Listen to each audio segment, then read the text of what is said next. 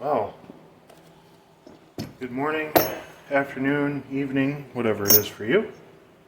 We are finally onto things other than cutting boards. We're going to be doing birdhouses first. Then I'll probably take a break from making things, install the laser engraver enclosure. And what else do we got? We got trivets that we got to make, sponge savers. Oh, and I got to remember to flood my fire extinguishers. First, before we do any of that, we got to sharpen these crappy Harbor Freight. Maybe I should do these in a vise. We'll do these in a vise. Got to sharpen these, or at least the 1-inch Harbor Freight Forstner bit, because these don't cut for crap as they come out of the store. Let's see how this work.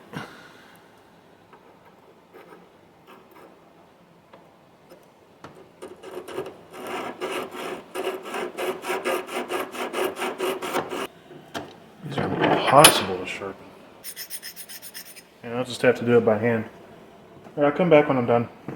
Alright, I touched it up. There's really no getting these things perfect without a grinding wheel or something. As long as I can get them to cut somewhat decently, I'm alright with that. I just need these to drill the hole for the bird to actually get into the house. So.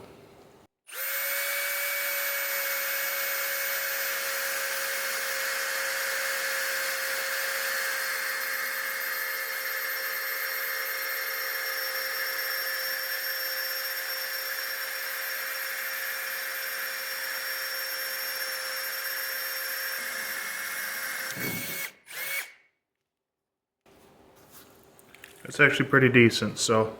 Alright, there's that. I'll use a backer block on these so I don't get a bunch of blowout in the back, but. Alright. Kind of doing things a little out of order here. I like to have all my tools set up and ready to go before I even start working on the project. We're going to be using this 3804A5 to secure things. The last time I did these, I just hammered in some trim nails. For efficiency's sake, we're not going to be doing that this time, and these will actually be stronger. So we don't need a whole 1.5 inches. To hold these 3/4, 5/8, 7/8. We'll use 7/8.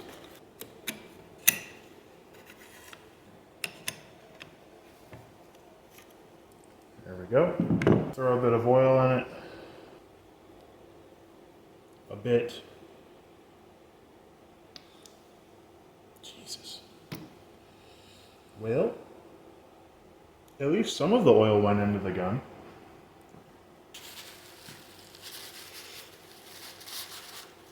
That's what Taco Bell napkins are good for.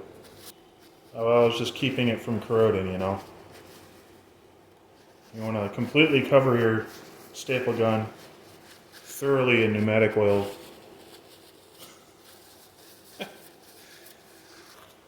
Hook this up to an airline and I'll get started.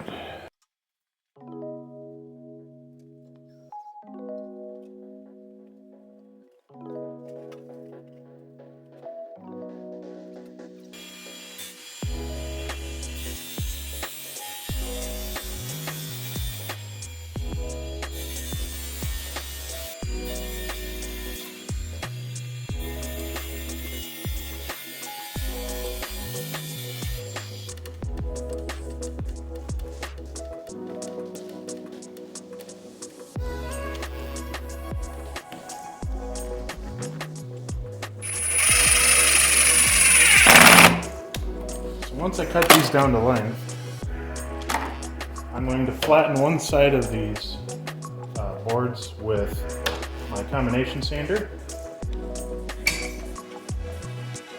I'm going to do that with 50 grit, and I'm going to leave it at 50 grit because that'll be the inside face of the house, and you want the birds to be able to have something rough to be able to grab onto. So we'll leave it at 50 grit.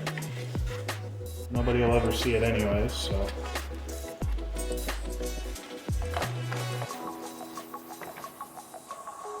You can tell this one has not been running a while. quite a bit of memory. Let it run for a little bit, adjust the tracking.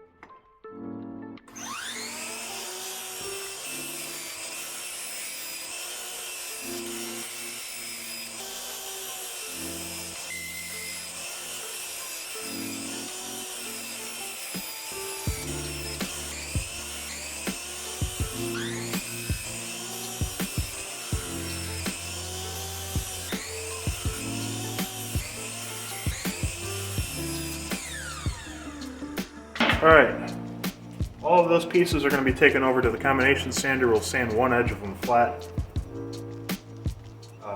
These are meant to be rustic looking, so we're going to leave one side kind of, well, as it is. And, yeah. Let's go. What I like about these is they're quick, so I don't end up wasting a whole afternoon on them, even though they're not huge sellers. But at least sell a couple of them.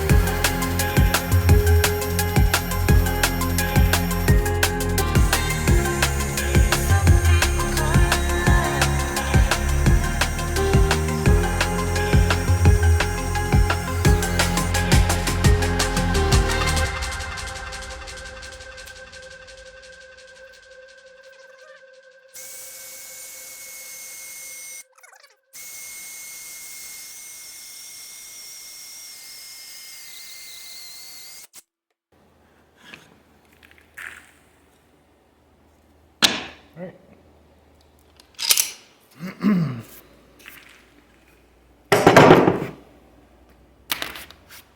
Time for assembly now. Okay, so there's 1, 2, 3, 4, 5, 6, 7, 8 pieces for each one of these. You start out with a pair of sides, which I just realized I never ripped down to width. Hold on.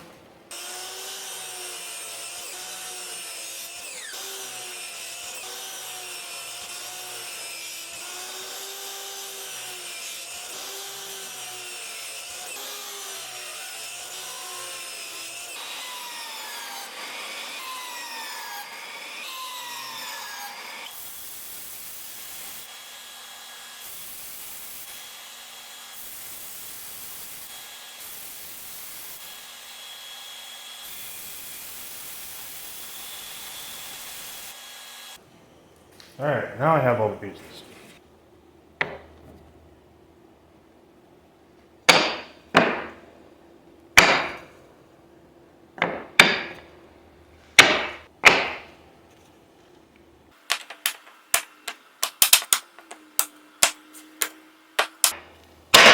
That'll work. Okay. So we start with a face, one side, two sides. Make sure the rough side's facing out. Now there should be a gap here. There's two reasons for this.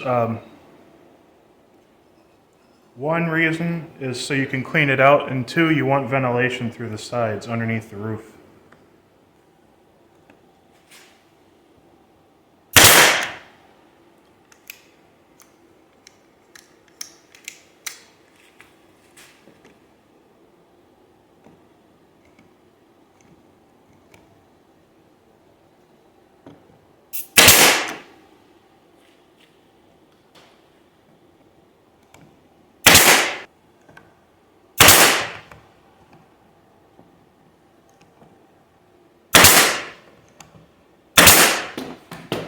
All right, then we take it back.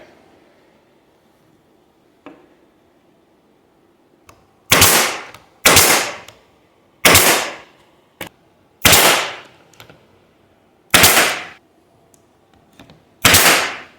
right, there's the bottom of one. You can see what the inside looks like. Now, one of these, 2.5, is the one we want to start with. You want the roof to be 1 3/4.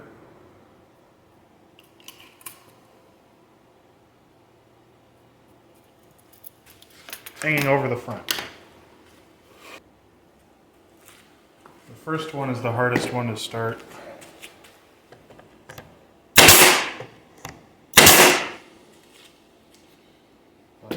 The next one just lines up with it.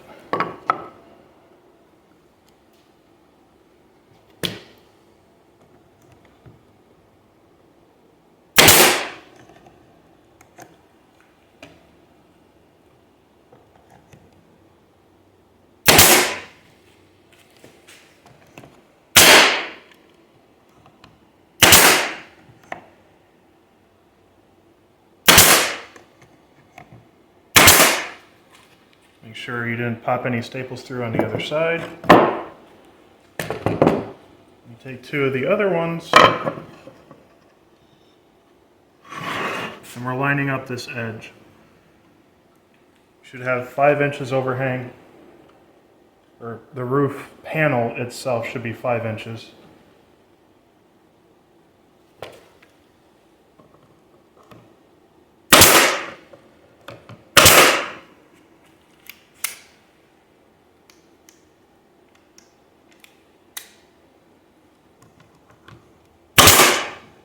There we go.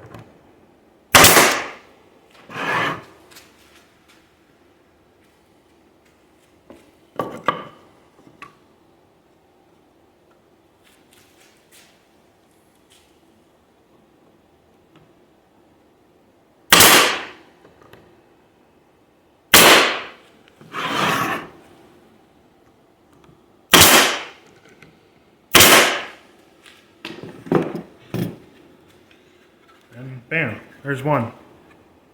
They look nice and rustic.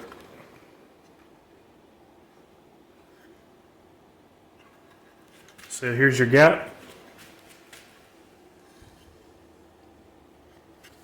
For crying out loud. Here's your gap.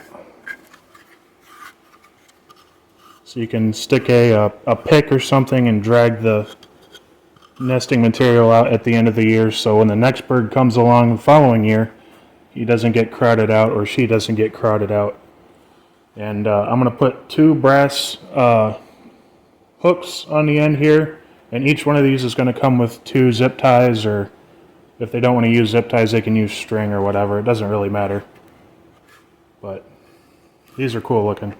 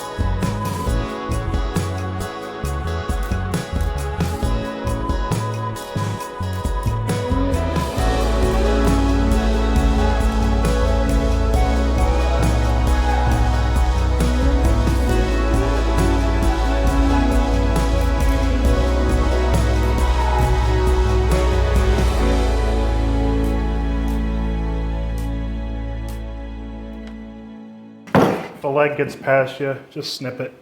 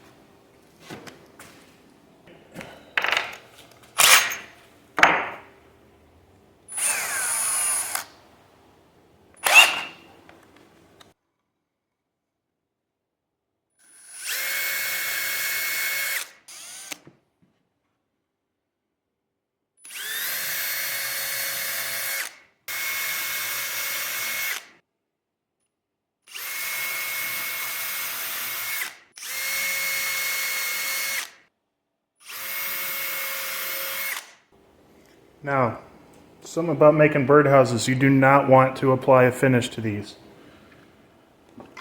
They will, first off, it's not good for the birds. Second off, the birds probably won't even use the birdhouses if they smell something synthetic and man-made. So, that's why I'm not sanding these and making them look all pretty and stuff like that.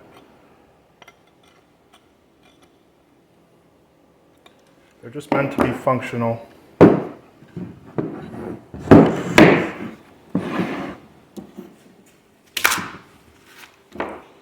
We've had a similar design to this on a river birch behind our house that's been used every single year that it's been there, and that birdhouse is probably about 10 years old now. So we have no idea where it came from. I just kind of copied the design. This is, I think, the first time I did these. It was in my first year of professional woodworking. It's kind of like a coming home sort of deal for me, but yeah, time to take some pictures, and we'll post these. I do want to make some tree swallow birdhouses. I'll probably only make 1 or 2 of those. Those usually sell a bit faster than these house wren birdhouses do, but that won't be in today's video. That'll be in probably the next video. Well, I don't even know if I'm going to make them. I don't know what the next video is going to be. It might be trivets for all I know. So, anyways, enjoy some B-roll. Thanks for watching, guys.